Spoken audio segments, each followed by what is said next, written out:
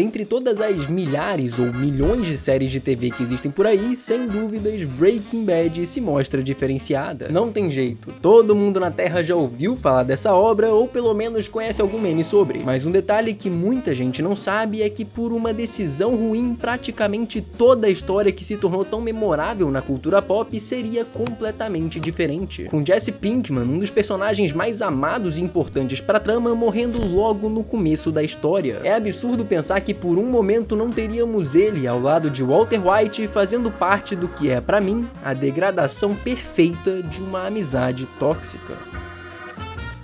É como dizem, a obra é o reflexo do seu criador, então para entender melhor a mente dos personagens é preciso entender a mente de Vince Gilligan. Ele foi o maior pilar para Breaking Bad como um todo. Muitas vezes o cara dirigiu, roteirizou e tudo que vocês imaginarem, mas principalmente ele criou todo esse universo. Até 2007, quando o episódio piloto foi escrito, Vince não tinha nenhum trabalho de verdadeira notoriedade na indústria. Ele até roteirizou parte de alguns episódios do Arquivo X, só que, Breaking Bad é outra parada.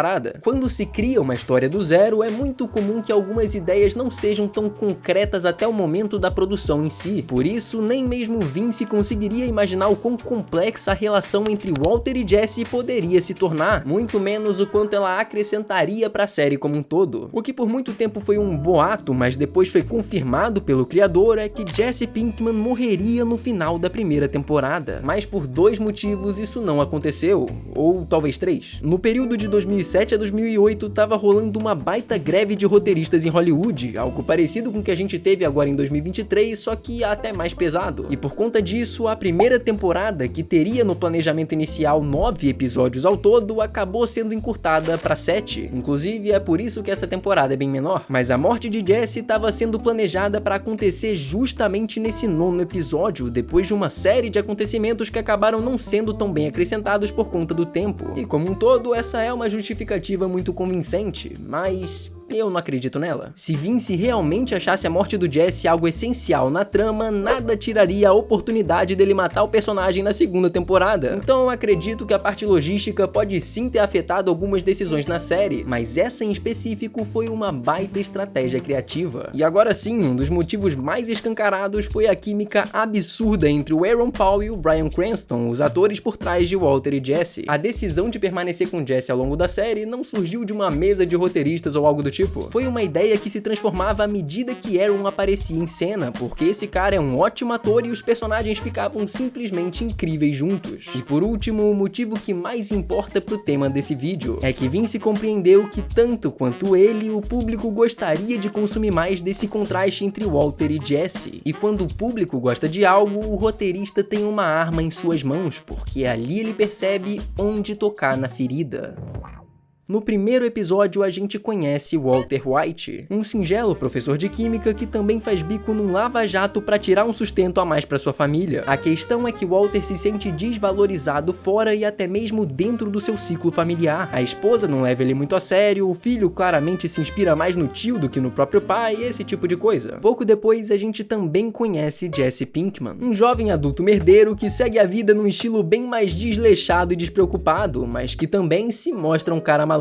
Nesse primeiro episódio, diferente de Walter, a gente não tem uma apresentação tão explícita da vida do personagem, mas tem algumas coisas importantes, como ele ser um ex-aluno nada exemplar do Mr. White durante a escola. Você provavelmente já sabe de tudo isso que eu tô falando, mas é importante a gente contextualizar um pouco a apresentação de cada personagem para entender a fundo o motivo dessa união. E se ainda não tá muito claro, eu posso resumir usando uma única palavra: fragilidade. O que faz o Walt a princípio querer se unir na criminalidade a um ex-aluno que ele detestava é arrecadar dinheiro para sua família caso ele morra por conta do câncer. E sim, esse já é um momento de fragilidade por si só, mas ao longo do desenvolvimento do protagonista as coisas vão ficando ainda mais aprofundadas, porque a gente nota que esse motivo inicial, se é que em algum momento realmente foi tão importante, acabou sendo totalmente ofuscado. Ele é um homem à beira da morte, desesperado para provar a qualquer um, mas principalmente a si próprio, que ele consegue tomar suas próprias decisões. Já o Jesse só concordou com a proposta do ex-professor porque naquele momento ele foi ameaçado a ser entregue para a polícia. Soma também ao fato dele estar lidando com diversas complicações depois que o ex-parceiro foi preso. Durante todo esse início, pegando a primeira e parte da segunda temporada, foi estabelecido um vínculo bem mais profissional entre os personagens. Os dois eram muito claros sobre não interferir na vida pessoal do outro, justamente para manter o trabalho o mais discreto e distante possível. O início é de longe um dos momentos mais cruciais para determinar a construção dessa caminhada como um todo. E é óbvio que desde o começo você percebe que a forma como ela foi moldada não é o exemplo mais saudável de uma amizade a longo prazo. Mas nessa época ainda existia algo muito importante que vai se perdendo cada vez mais entre esses dois conforme o tempo vai passando: a cooperação. Quando problemas aconteciam durante o trabalho, eles ficavam juntos para resolver porque nenhum dos dois sabia ao certo onde estavam se metendo. Tudo bem, na maioria do tempo eles discutiam pelo contraste de personalidade, de princípios, mas ainda assim eles dependiam dessa colaboração para resolver a situação necessária. E fala sério, quando isso acontecia era muito massa. Assalto a produtos químicos, fugir de um negociante maluco, esse tipo de situação onde o perigo atingia igualmente os dois personagens trazia uma espécie de sinceridade pro espectador. Eram dois homens frustrados e fragilizados com a sede de se destacarem no mundo das drogas. E sabe como é, o ser humano ama uma narrativa de superação. Rocky já tinha ensinado isso há muito tempo. Numa luta de boxe é sempre legal torcer pro cara que amassa o oponente desde o primeiro round, mas é ainda mais legal torcer pra um cara que foi arrebentado durante toda a luta e que no final ainda assim consegue sair por cima. Então ver esses dois passando perrengues absurdos pra depois colocar uma cena deles comemorando que o esforço valeu a pena são detalhes que te puxam pra dentro da história, que te faz acreditar nessa quase impossível amizade entre professor e aluno que vai sendo construída ao longo do tempo. E é aí que mora o problema. Enquanto você se conecta com essa relação, Vince Gilligan tá lá, rindo da sua cara, planejando o futuro da série, porque agora ele confirmou a sua teoria. Com o lançamento da primeira temporada, o amor dos fãs pela dinâmica dos sócios ficou muito explícito, só que agora ele sabe te botar pra chorar. Até porque, entre vários momentos cruciais para definir o declínio entre Walter e Jesse, com certeza um dos mais importantes é a morte da Jane. Ela é uma personagem que dá as caras durante a segunda temporada e que acabou sendo muito querida por todo mundo que assistiu. Isso porque ela foi responsável por realçar ainda mais o aspecto principal da personalidade de Jesse, a sua humanidade. Quanto mais os sócios lucram e inevitavelmente se aproximam durante a trama, mais a gente compreende a complexidade das suas camadas. As cebolas têm camadas. Carl Gustav Jung foi um homem muito importante para a psicologia por diversos motivos. Para você ter uma noção, ele é chamado por muitos de o pai da psicologia analítica. Em uma das suas contribuições mais importantes para o estudo da psique humana, ele entra com a teoria de sombra e persona, que, resumindo, a sombra de um ser humano está muito atrelada àquilo que é obscuro, traços que escondemos da nossa personalidade que podem não ser muito bem aceitas pela sociedade ou pela própria pessoa. Já a persona está diretamente associada a uma máscara social que é desenvolvida para se adaptar em meio a situações específicas. É um arquétipo que permite criar uma espécie de personagem que pode não ser de fato o que nos representa. E essa ideia de Gustav é muito interessante de ser aplicada em diferentes momentos do desenvolvimento desses personagens. E inicialmente, a persona de White é representada por esse senhor ingênuo, sem perspectiva, desorientado e com dificuldades por conta do câncer. A apresentação perfeita para mascarar a sua sombra. Um homem frustrado, egocêntrico e pronto para receber o poder que ele tanto almejava com o maior potencial do mercado de metanfetamina. Em outras palavras, a sua sombra é Heisenberg. Já a persona de Jesse era praticamente o contrário. É a figura de um jovem rebelde, confiante e potencialmente perigoso. Ele usa dessa personalidade mais liberta para mostrar que aquele péssimo aluno da escola hoje se tornou um cara respeitado nas ruas, mascarando a sua sombra, representada por seus diversos traumas vindos das suas escolhas autodestrutivas durante a vida. Ele enfrenta o peso da dependência química, do afastamento da própria família e se mostra um garoto completamente vulnerável em busca de aceitação, especialmente de figuras que ele admira, como o próprio Walter. Jesse tenta sempre ressaltar essa figura de um cara durão e impiedoso, quando na verdade ele é um dos personagens mais humanos de toda essa série. Quem não lembra do episódio em que ele cuida do filho do casal que assaltou a sua mercadoria por não conseguir ver o menino naquela situação?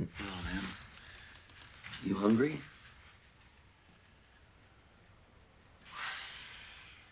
A Jane nunca foi o melhor exemplo de pessoa pro Jesse. É ela, por exemplo, quem apresenta pra ele os efeitos da heroína, assim como de forma alguma o Jesse tenha sido o melhor exemplo pra Jane. Foi ele quem fez ela abandonar a reabilitação e voltar pra esse vício. Mas a real é que mesmo com seus erros, eles eram só duas pessoas com diversas inseguranças finalmente dispostos a compartilharem. A Jane é tão amada porque ela acolhe a sombra de Pinkman. Então, em uma noite, tentando acordar o Jesse apagado pela heroína, Walter acidentalmente muda a posição de Jane, que começa a engasgar por conta de uma overdose. Ele tá lá, sozinho, com a oportunidade de ajudar a única pessoa realmente importante na vida daquele que ele considera um amigo. Mas ele continua lá, parado, observando os olhos da menina lentamente desaparecerem perante a morte.